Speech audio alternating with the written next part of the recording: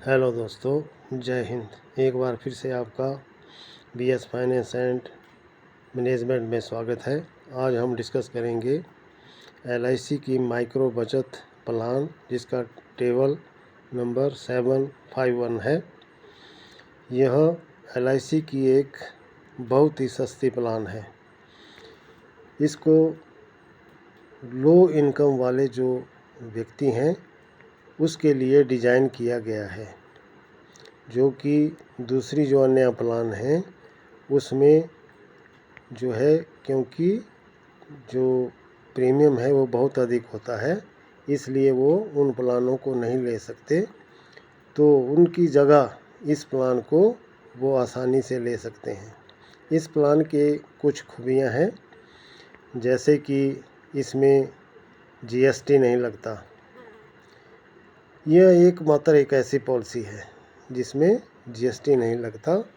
दूसरी जो प्लानें हैं, जैसे कि टर्म इंश्योरेंस है, हेल्थ इंश्योरेंस है, उसमें 18% जो है वो जीएसटी लगता है।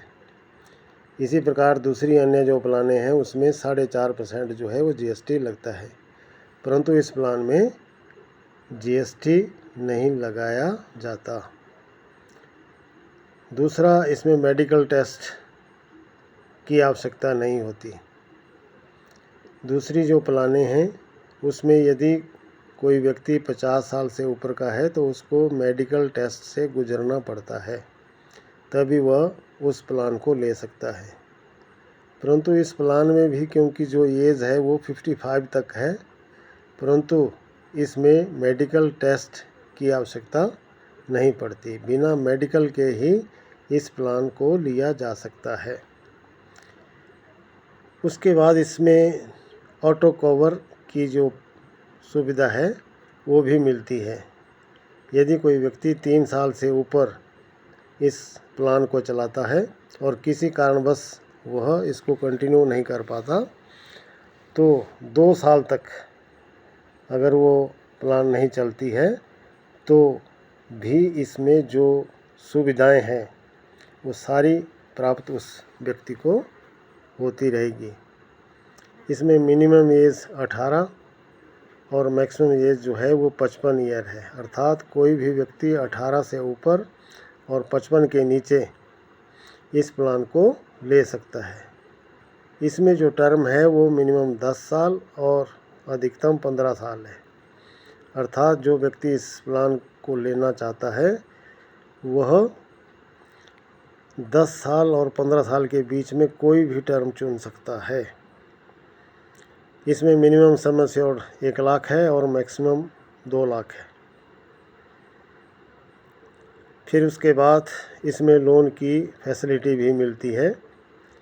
कोई व्यक्ति जिसने इस प्लान को लिया है 1 साल के पश्चात वह लोन लेने के लिए एलिजिबल हो जाता है।